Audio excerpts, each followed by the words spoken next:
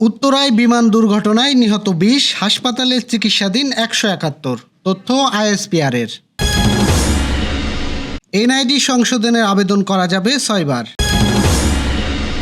বিমান বিধ্বস্তের ঘটনায় একদিনের রাষ্ট্রীয় শোক ঘোষণা। হজের প্রাথমিক নিবন্ধন শুরুর তারিখ ঘোষণা।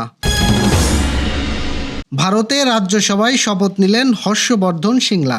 দর্শক, আমাদের রাতের আয়োজনে আপনাদের সাথে আছি আমি খায়রুজ্জামান আকাশ। শুনছিলেন প্রধান শিরোনাম। বিস্তারিততে যাওয়ার আগে আপডেট খবর পেতে গ্রামের কাগজ ইউটিউব চ্যানেল সাবস্ক্রাইব এবং ফেসবুক পেজ ফলো করে রাখুন। রাজধানীর উত্তরার দিয়াবাড়ি মাইলস্টোন স্কুল অ্যান্ড কলেজে বিমান বিধ্বস্তের ঘটনায় ২০ জন নিহতের কথা জানিয়েছেন আন্তঃবাহিনী জনসংযোগ পরিদপ্তর আইএসপিআর। আহত হয়েছেন ১৭১ জন। নিহতর মধ্যে বিমানটির pilot flight lieutenant Mohammad Tauqir ইসলামও রয়েছেন। আর সোমবার সন্ধ্যায় আইএসপিআরের এক বিজ্ঞপ্তিতে একথা জানিয়েছেন। এছাড়া বিভিন্ন হাসপাতালে ভর্তি হওয়া আহতদের সংখ্যাও জানিয়েছেন আইএসপিআর। কুয়েত মূর্তি হাসপাতালে আহত ৮ জন, নিহত নেই। জাতীয় বার্ন ইনস্টিটিউটে আহত ৭০ জন, ২ জন মৃত্যু নিশ্চিত হয়েছে। ঢাকা মেডিকেলে চিকিৎসাধীন ৩ জন, একজনের মৃত্যু নিশ্চিত হয়েছে। সিএমএইচ ঢাকায় চিকিৎসাধীন ১৭ জন, মৃত্যু নিশ্চিত হয়েছে ১২ জনের। কুমিটোলা জেনারেল হাসপাতালে চিকিৎসাধীন ১ জন, মৃত্যু নিশ্চিত হয়েছে ২ জনের। লুবনা জেনারেল হাসপাতাল অ্যান্ড কার্ডিয়াক সেন্টারে উত্তরায় চিকিৎসাধীন ১১ জন, মৃত্যু নিশ্চিত হয়েছে ২ জনের। উত্তরা আধুনিক হাসপাতালে চিকিৎসাধীন ৬০ জন, মৃত্যু নিশ্চিত হয়েছে ১ জনের। উত্তরা কিয়েট হাসপাতালে চিকিৎসাধীন ১ জন। এই ৮ হাসপাতালে মোট আহত হয়েছেন চিকিৎসাধীন ১৭১ জন। কোনো ব্যক্তি জাতীয় পরিচয়পত্র সংশোধনে আবেদন করলে তা বাতিল হতে পারে, তবে তিনি মোট ৬ বার আবেদন করতে পারবেন। আজ নির্বাচন কমিশন সচিব আক্তার আহমেদ বিষয়টি সাংবাদিকদের জানান।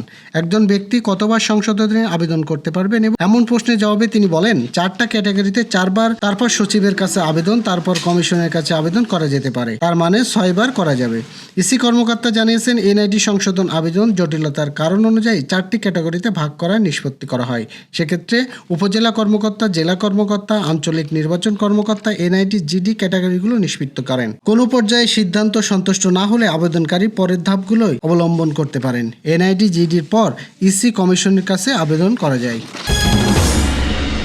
রাজধানীর দিয়াবাড়ি এলাকায় মাইলস্টোন স্কুল অ্যান্ড কলেজ ক্যাম্পাসে বাংলাদেশ বিমান বাহিনীর প্রশিক্ষণরত বিমান বিধ্বস্তের ঘটনায় আগামীকাল মঙ্গলবার একদিনের রাষ্ট্রীয় শোক ঘোষণা করা হয়েছে। দেশের সকল সরকারি, আধা সরকারি, স্বায়ত্তশাসিত প্রতিষ্ঠান, শিক্ষা প্রতিষ্ঠানের জাতীয় পতাকা অর্ধনমিত থাকবে। পাশাপাশি সকল সরকারি, বেসরকারি ভবন ও বিদেশি বাংলাদেশি মিশনের জাতীয় পতাকা অর্ধনমিত থাকবে। আহত নিহতদের জন্য দেশের সকল ধর্মীয় উপাসনালয়ে বিশেষ প্রার্থনার আয়োজন করা হবে। ২৭ জুলাই থেকে শুরু হচ্ছে পবিত্র হজের প্রাথমিক নিবন্ধন। ২০২৬ সালে হজে গমন ইচ্ছুক ব্যক্তিরা প্রাথমিকভাবে ৪ লাখ টাকা জমা দিয়ে নিজের হজের প্রাথমিক নিবন্ধন করতে পারবেন। আজ সচিবালয়ে ধর্ম বিষয়ক মন্ত্রণালয়ের সভাকক্ষে ২০২৬ সালের হজের রোডম্যাপ বাস্তবায়নের লক্ষ্যে অনুষ্ঠিত সভায় এই সিদ্ধান্ত নেওয়া হয়। ধর্ম উপদেষ্টা আফম খালিদ হোসেন এতে সভাপতিত্ব করেন। সৌদি সরকারের রোডম্যাপ অনুযায়ী চলতি বছরের ১২ অক্টোবরের মধ্যে হজের চূড়ান্ত নিবন্ধন সম্পূর্ণ করার বাধ্যবাধকতা রয়েছে।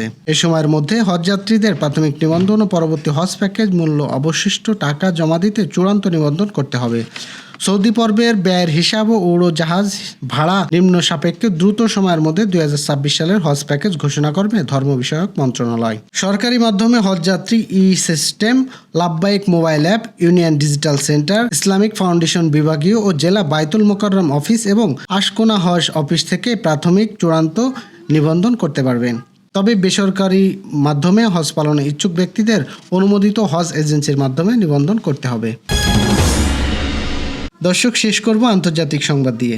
ভারতের সংসদে বর্ষাকালীন অধিবেশনের প্রথম দিন সোমবার ৫ জন রাজ্যসভা সদস্য সংবিধানের প্রতি আনুগত্যের শপথ গ্রহণ করেন। এর মধ্যে ৩ জনই মনোনীত সদস্য, যার মধ্যে বাংলাদেশে নিযুক্ত ভারতের সাবেক হাই কমিশনার ও ভারতের সাবেক পররাষ্ট্র সচিব হর্ষবর্ধন সিংলাও রয়েছেন। সভার কার্যক্রম শুরু হলে এজিপির বীরেন্দ্র প্রসাদ বৈশ্য ও বিজেপির কানন্দ পুরকায়স্থ শপথ গ্রহণ করেন। বাকি ৩ জন মনোনীত সদস্য মোনাক্ষী জৈন ও সদানন্দ মাস্টার হর্ষবর্ধন সিংলাও শপথ গ্রহণ করেন।